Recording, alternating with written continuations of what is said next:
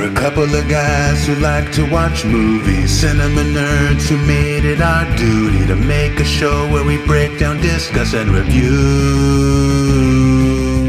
Buckle up and hold it steady. Grab your favorite flick and have your popcorn at the ready, cause we're gonna have a party. If you're wondering who's invited, it's you. We're the men who watch movies. Our podcast is super groovy. We believe in only two things: being badass and watching movies. Did we mention that we like watching movies? We're the men who watch movies.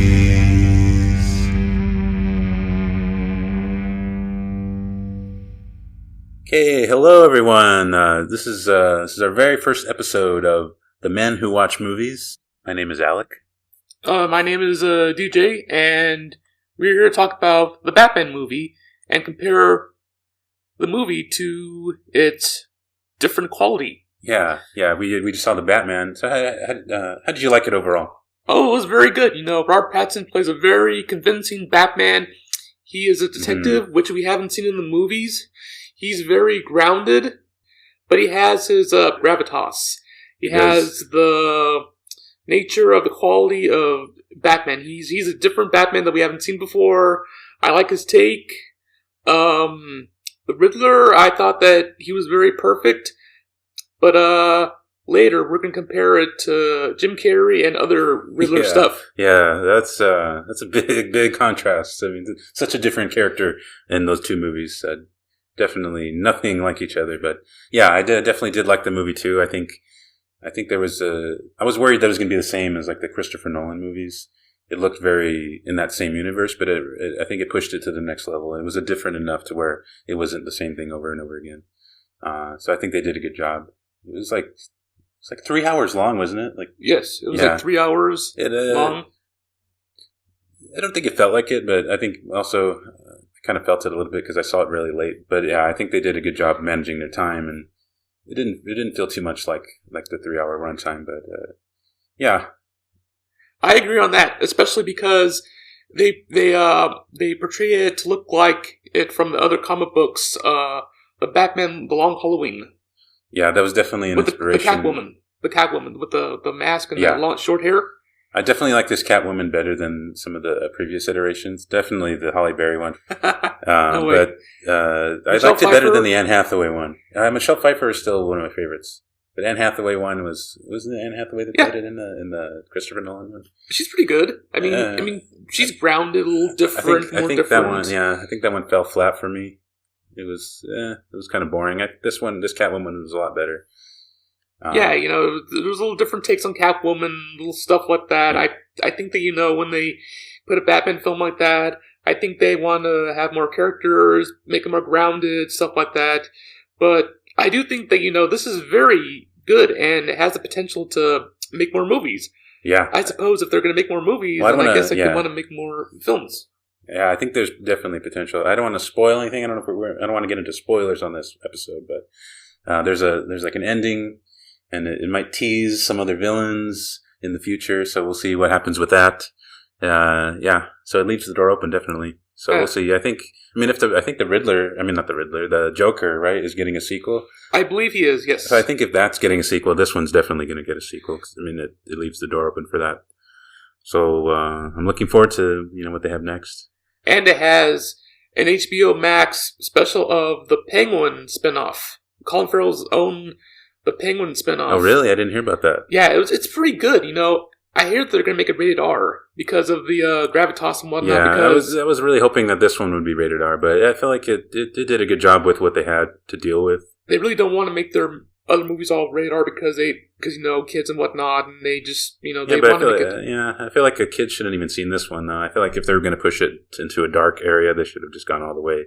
Because I feel like DC is very, that's the kind of company that would want to go in that direction. And I feel like with stuff like Deadpool being rated R and doing very well, they should have no reason why they couldn't go rated R. But it did okay with what the limitations they had. Trying to stay PG-13. It was very good. The way it portrayed itself and the way that all movies should be. Oh, yeah. Yes. Before we get further into the Batman, I don't know trailers that you saw in the theater that you were at, but I saw a trailer for the movie, and I've heard about it for a bit. It was Nicolas Cage. I don't know if you've seen that trailer with the Nicolas Cage movie. Oh. It was weird.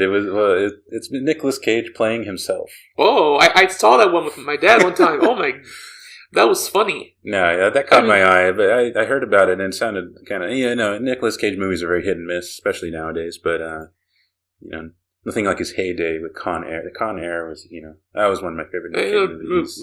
John Malkovich and his bald head, he's very convincing. Yeah, Con Air is like the epitome of Nick Cage for me. I don't know why. But yeah, this movie looked interesting. He's kind of playing a hyper-realistic version of himself, and then Pedro Pascal, who played the Mandalorian. Oh, yeah. He plays like this villain in the movie. It's very interesting. And it's weird because they become friends because he invites Nicolas Cage over, I think, to a party, and he learns out he's like this guy who's doing some crimes, and he ends up trying to have to fight him, but he doesn't want to fight him because he became good friends with him, and it's just goofy.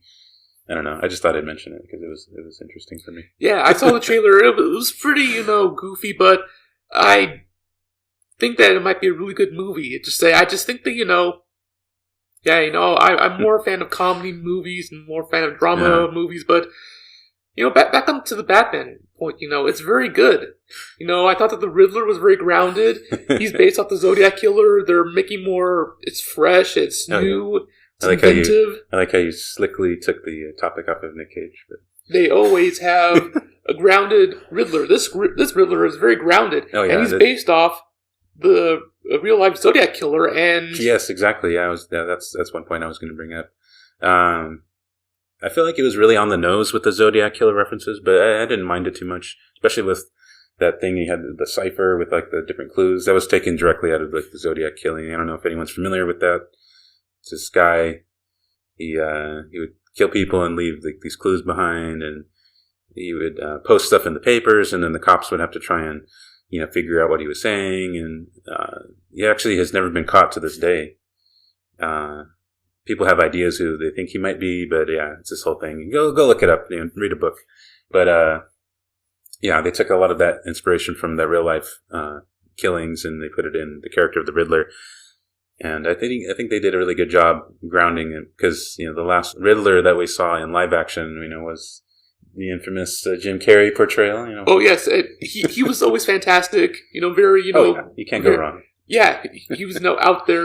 Very comical, very high energy, very yeah, very different from this movie, but various laughter, stuff like that. You can never go wrong with Jim Carrey. Yeah, I mean he always plays himself, but that's the appeal of the Jim Carrey's movies and stuff like that. Yeah, totally different ballpark here. I rewatched Batman Forever, right? Yep. Yeah, I always get them confused because Batman Forever, and then there's Batman and Robin, but I feel like Batman and Robin would have been a better title for Batman Forever, because then in Batman and Robin you have Batman, Robin, and Batgirl. I don't know. It's confusing. My head's twisted right now. Yeah. I rewatched Batman Forever. So goofy, but yeah, it's good for a laugh, Exactly. I mean, the movie starts off with a big joke with Batman getting ready, and then all of a sudden it looks very serious and dark, and then all of a sudden what is it, Alfred? He's like, oh, did you want me to make you a sandwich, sir? And he's like, I'll get drive-through. Like what? It's Val Kilmer, and he's still funny. He's Batman. Started off good, and then all of a sudden they start with like a joke, and it just gets worse from there. But it's fun to watch. Yeah, my favorite guy is the one guy. He's like a guard at the bank or something, and remember they were trying to steal money from a vault, and they trick Batman into going in the vault. It's like a trap, and it closes behind him, and there's that goofy guard. Oh no! It's boiling acid! Like what? It's just totally like a cartoon at that point. Which I feel like even the Batman cartoons weren't even that goofy. Yeah. They were more serious compared to this movie, but. Well, compared to the Adam West, it was so classic and stuff like that. Oh, yeah, but that's right. Oh, I believe I heard in an interview with Mark Hamill that he didn't want his Joker to be like, like Jack Nicholson, so I guess like he wanted his Joker had to be more like, more different. It sounded British, but it really, really was grounded for, the purpose of the animated series, for Mark Hamill being the Joker. Uh-huh. He's just perfect for that role, and I hope he does more Joker roles. Yeah, I think he's like the epitome of the Joker for people. I don't think there's been really like a Riddler where people could say like this is the definitive Riddler. I mean, I think Frank Gorshin, he kind of really set the standard. But in the original, the '60s Batman, he was very silly. The riddles and stuff like that. It was all lighthearted. It was campy. That was the appeal. Everyone liked it. And now, everyone's trying to make a move away from that. For a while, they went back to it when again, back to the Jim Carrey Riddler. It went very campy again. Very campy, and it was very funny and very. Yeah. But now I think we're just getting more and more grounded, which is great. Yep. And not to stay off topic, but the Andy Serkis Alfred, he was very good. Yeah, I actually ended up liking him a lot. I wasn't sure about him. I don't know. I think, of course, Michael Caine? No, well, Michael Caine did a really good job, and Michael Gough. Yeah, I think Michael Gough. I think I pronounce it Gough or Go or something like that. Yeah. I think he's my definitive Alfred. I think he's fantastic. He has that very the British voice. The British Butler voice. Like when I think of Alfred, I think of him. Michael Caine did an excellent job too. Yeah, but Andy Serkis, I think he did a good job. I first knew him just from doing when he did his motion capture work on different movies. He was Gollum, of course. Yeah, Lord of the Rings. Smeagol and he was King Kong. And he was the chef also in King Kong. In King Kong. He played 2 roles. Well, people don't like that King Kong movie. I like that King Kong movie. Not to get off topic here. Not to get off topic, but I still think that the Batman movie is so definitive. I give it 2 thumbs up. It's grounded. It has a lot of stuff in there. Not to get any more, and not to get into the spoilers, but I do think that Colin Farrell's Penguin is very, very good. Although I do think he sounds like Edward G. Robinson a little bit. Just a little bit. Because I guess they wanted him more different. He was so different. But I heard in an interview that he wanted to smoke a cigar. I don't know what happened, but I guess the people didn't want him to do that, so I guess... Yeah, I don't know, Hollywood's very scared about putting cigars in movies, trying to make it look cool, but I don't think anyone would like to look like the Penguin, so I think they should have been fine there, I don't know. I still think he should have wore a top hat. Yeah, maybe when they bring him around again, what I like about these movies, they didn't kill anyone off. They're all still alive, they're all in prison, Riddler's in prison, and then that unnamed villain that I'm not going to say that's in the later part of the movie is in prison. And, I won't say it. Yeah, no spoilers here yet. No spoilers. We'll talk about it later, maybe when after the movie's been out for a while. Yep. And then of course Penguin's still farting around. Yeah. So he's they're building up this universe where there's going to be all these villains. So it's kind of exciting. And like a rogues gallery. Yeah, exactly. Like the comic books. I hated old school comic book movies that they would get a villain and then they would kill him off. I remember Stanley talking about how we never they never did that in the comic books because if they killed off all their villains, they would have no one for the hero to fight. So I like that they're starting to do this. Yeah, it's very grounded, very rooted. I think that when they made a Batman movie like this, it was very new, fresh, very original, very different. This Batman is like a detective, like Sherlock Holmes. Yeah, that's one thing I think they did really good. They would touch on hints of that, the detective stuff in other movies, but I think he's definitely becoming more of a detective in these movies. And I think this is the epitome of that, where he was definitely investigating. He was really smart. He knew stuff. He would go to the crime scenes and he would say, okay, this is what this is what this means, and this is... Yeah, he was super smart, Yeah. I do think that, not to get off topic, but actually, Robert Pattinson, who was on Twilight for some time ago, now he is no longer Twilight Boy, he is Batman. We got him as Batman. Oh, yeah. Yeah, I definitely had hesitations when I first saw it, but then I was thinking, he's done a lot of good work lately. And, I don't know if you've seen that movie, Lighthouse with I probably have. Defoe. I probably have. I saw it. It was interesting. It was very artsy movie. It's not for everybody, but he did a great job in that. And I feel like once I saw that, I was like, okay, he's going to be a great Batman. He can pull it off. I've been more open-minded ever since Heath Ledger was cast as Joker. I don't know. Oh, he was fantastic. He was. He's definitely. I think it goes without saying. Stuff. Yeah. He was the very very original, very different, very grounded, very. He didn't need any voice modulation. He was so Like, he had, when he came into character, he was like that. Oh yeah, I remember when he was first cast as the Joker. I was like, "What the heck is this?" I saw like a picture of him. He had like long hair, and I was just like, "Oh, this is going to be stupid. Why did they pick him for?" Because I think he'd only been in he had been in some serious stuff like Brokeback Mountain, but then Patriot. But then Patriot, but then he has also been in like romantic comedy type movies. And I was like, he's been kind of all over the place, and I don't know if Joker seemed right for him at the time, but he totally blew it out of the water. And now I'm just like, okay, I'm going to give it a try. Mm-hmm. Before I make judgments, I'll see it in theaters, and yeah, I think I've learned to not prejudge. So definitely Robert Pattinson. Seeing some of the newest work that he's been in before Batman, I felt like, okay, he might be able to pull it off, and he definitely did. Kind of very brooding, though. He's like he almost had like the emo hair going on. Very serious. I thought he was going to turn into Bully Maguire for a second there. He would walk around with his eye makeup on. I think this is the first Batman where we see the eye makeup on, right? Yeah. Because usually all the Batmans have eye makeup underneath their masks, but when they take off their mask, it's mysteriously gone. Yeah. But this one they keep it on, which I like, to make it more realistic. Like, yeah, he's like more serious, more grounded. I do think that he's like very different, but yeah. He was very like he reminded me of like because all the other Batman are very agile, they're very like ghost like, they like disappear really quick, and I feel like this Batman, he was very like brutish. Like he reminded me of like a horror movie character. Like he would come in the room and he had like those heavy feet. He's walking around really slow. He wasn't trying to like hide from anyone, and he would just stomp around and scare the shit out of people. And I think that was that was a definitely good.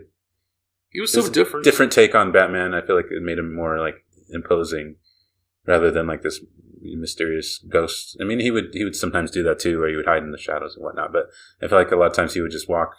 He would have like that slow, evil walk, and he would just scare the villains. I think that was great. Not to get off topic, but actually, they have this scene where the Riddler is hiding in the shadows in the mayor's house, and it's direct reference to Michael Myers and Halloween. Yeah. I don't know if I would consider that a spoiler, but that's not a spoiler. But I just threw it out there. Yeah. But yeah, that definitely creeped me the hell out. When he was hiding in I don't know. Go see the movie. Go see the movie. I don't know. Maybe we might bleep that out. I don't know, but I want you guys to be surprised. We'll bleep it out. Yeah, we'll bleep it out. Don't worry, guys. So how would you overall rate Dano's performance though? Let's break it down. Like what did you like about it? It was very grounded. It was very serious. I can see why they got him to look like the Zodiac Killer, but not really. But they referenced it a little bit. But yeah, I was hesitant. The only thing I was hesitant about the Riddler was that weird like gimp mask that he wears. Like, what? It was kind of weird. It was like a winter mask. It's a weird. Yeah, it's actually like It's a real. You can actually buy it online, and it's actually sold out. A lot of weirdos are buying it up, but it's like a military like cold winter mask that you could buy, and then. Yeah, that was just kind of an odd choice, but I think it worked because in this movie he kind of gets a lot of comparisons to like the Batman. He compares himself a lot to Batman. Like he thinks, I feel like he thinks when he's putting on that mask, he's almost like Batman in a way, where he's trying to be like justice for the city, trying to get back at people or vengeance. Yeah, that's a word they throw out a lot around, is vengeance, and you feel like he's the vengeance of the city, just like Batman feels like he's the vengeance of the city. And there's a lot of that that kind of comparison between Batman and Riddler being almost the same, and there's a point where even Batman has to like question his intentions, and it poses like a real moral dilemma for him, because like now is he just being just as bad as the Riddler? Something like that. Yeah. I mean, Batman is kind of grounding himself to where he doesn't want to cross the line between killing and just saving the world of Gotham City. But I do think that he is the best Batman ever. Yeah. Although that John Turturro was in the movie, and I do think that he was a very good villain, but I do think that he had a little bit of he didn't have too much screen time. I still wish he had more screen time. Oh, yeah. Turturro, yeah, he was, yeah. Who was he? He played Maroni? Maroni? Okay, I get confused. These Maroni, Falcone. Falcone, or whatever. There's so many Onis, macaroni. I think we had Rice-A-Roni and all the different Onis. They're basically screwing up the city, and it's just a mess. Like that. So back to Dano. Yeah, Dano. Not to get off topic, but back to Dano. I enjoyed him in some other movies. I don't know if you've seen Swiss Army Man with. I think I have. Yeah, he was. Was he the Swiss Army knife, or was he just the guy who just pulled off stuff? It's this weird ass movie. Okay, it has Daniel Radcliffe. Now, not to get off topic, but he's Daniel Radcliffe. He's playing Weird Al. I'm kind of excited about that. But we'll talk about more of that later. I don't want to get into that now. Not to get off topic. But so yeah, he was in Daniel Radcliffe and Paul Dano were in a movie called Swiss Army Man, where Paul Dano finds, I think, Daniel Radcliffe's. It's not supposed to, obviously he's not playing Daniel Radcliffe, but he's playing a character. But he finds Daniel Radcliffe's corpse on an island, and he finds out that he's able to use his dead body as different tools, and it's weird. Like he could use his farts to ride around in the water, and I don't know. It's just he's using him as an axe to chop down trees. It's just the weirdest movie. I don't know what to make of that movie, but okay, not to get off topic, but yeah, I've seen him in movies like that. I've seen Paul Dano in movies like that. I've seen him in, of course, I think he was in There Will Be Blood, right? Yes, excellent movie. And then there was a movie that I saw him in.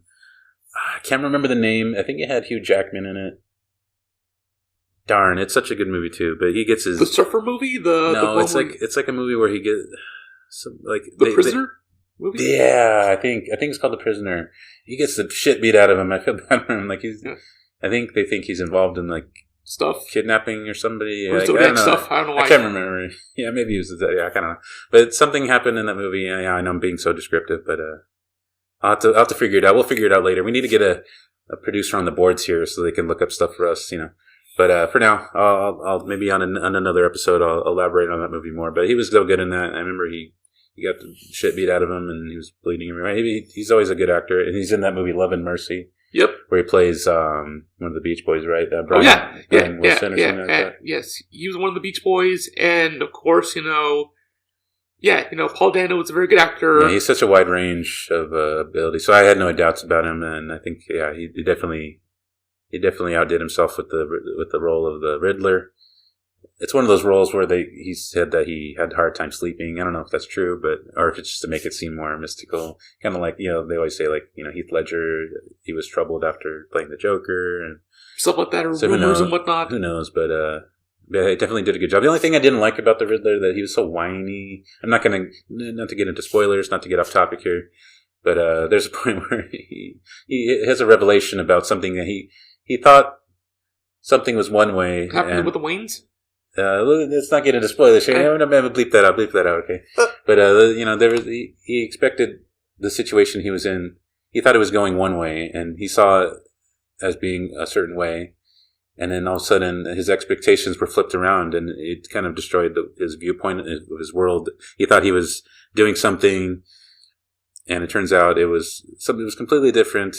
And then it just kind of blows his mind, and he just starts panicking. And I think I think he played it good, but at one point he sounded, instead of being this imposing figure like the Zodiac or something like that, he turned into this little whiny, I don't know, twerp. I don't know. It was just kind of weird, but it was just a little gripe, and not too big of a gripe. Oh no, it's a good movie. Yeah, you should go see it.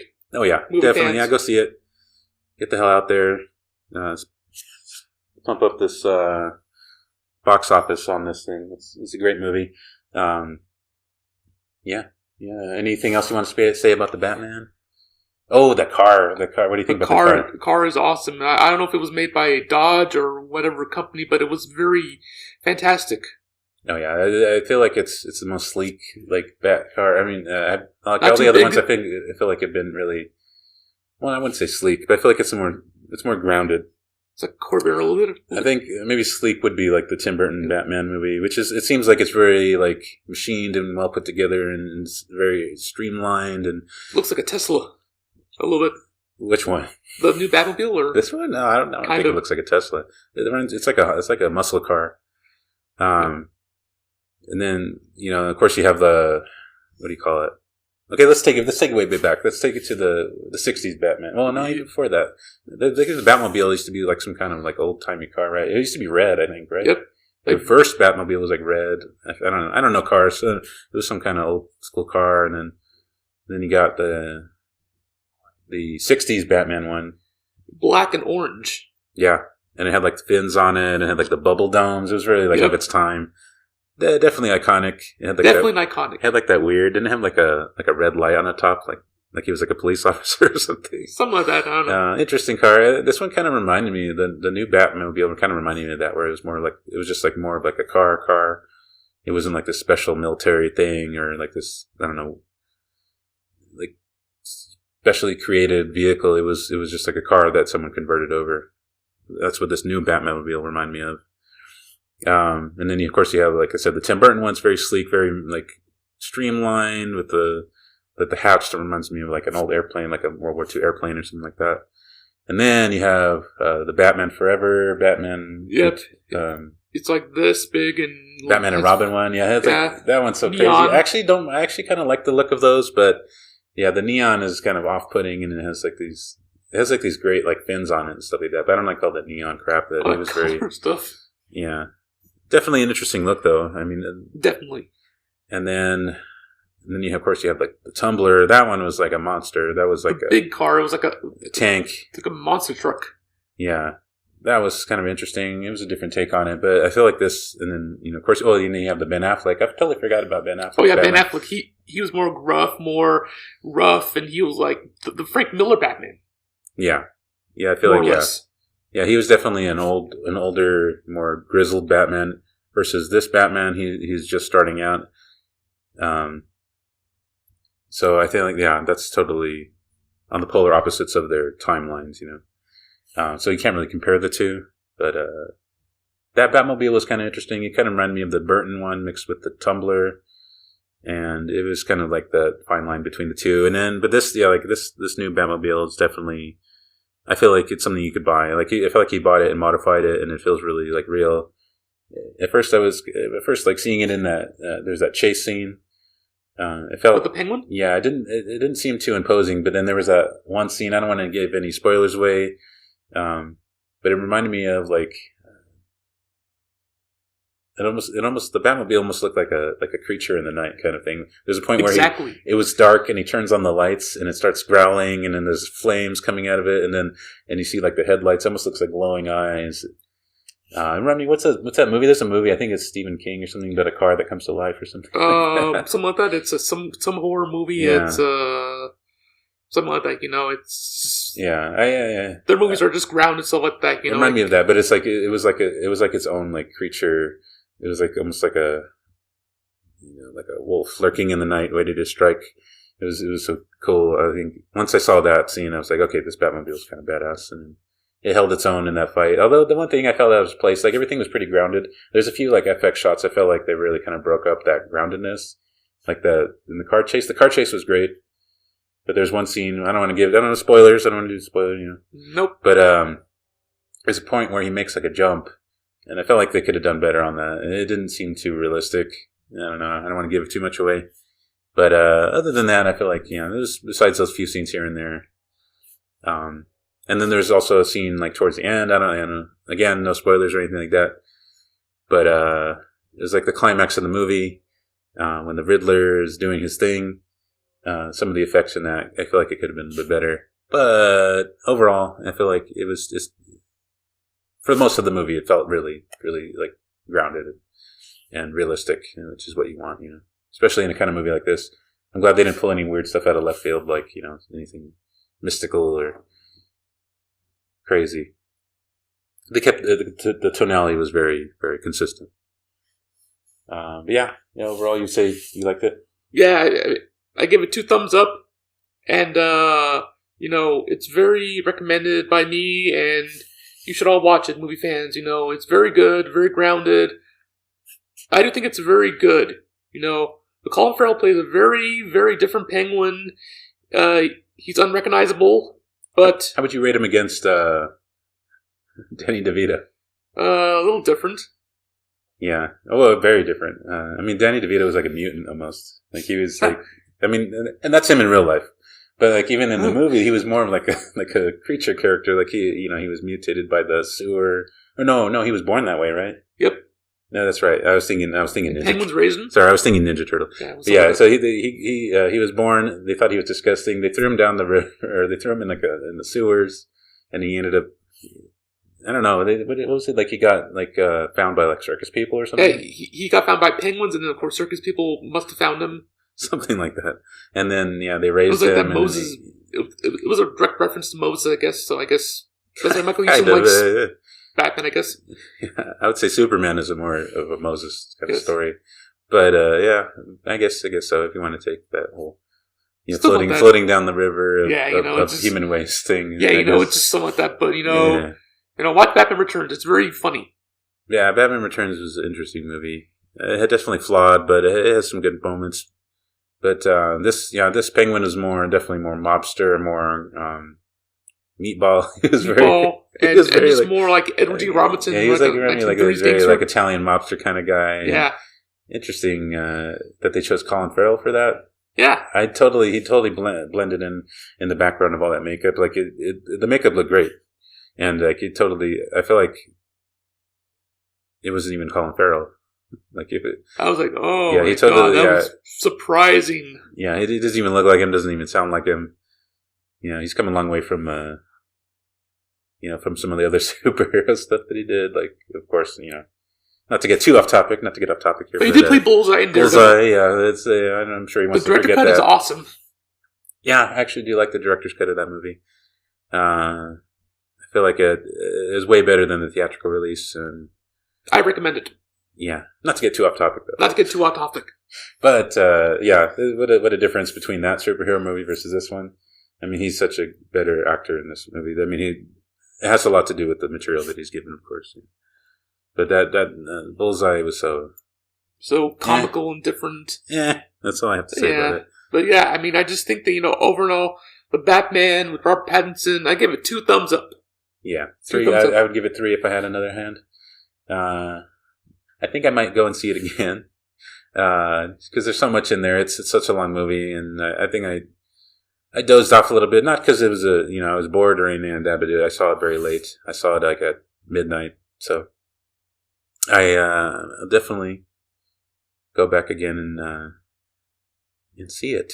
I might see it again. And as the movie has been out for a bit more and everyone's seen it, we'll do a better breakdown.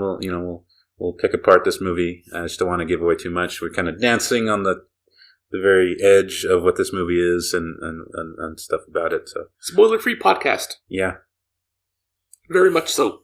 Yeah, I feel like that's the ethical thing to do. Yep. You want to. Yeah, we just want to we want to keep away from the spoilers and whatnot because we won't say anything like that because we want you movie fans to see this new Batman movie and give us your opinion. Definitely.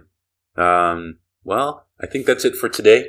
Yep. So I just want to say, this is, been an experience. Hopefully, you'll like what you hear. We're going to do more in the future. We're going to do better in-depth, reviews, breakdowns. And, I think you'll like what's in store. So, signing off from The Men Who Watch Movies, this is Alec.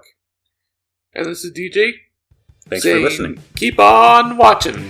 There you go.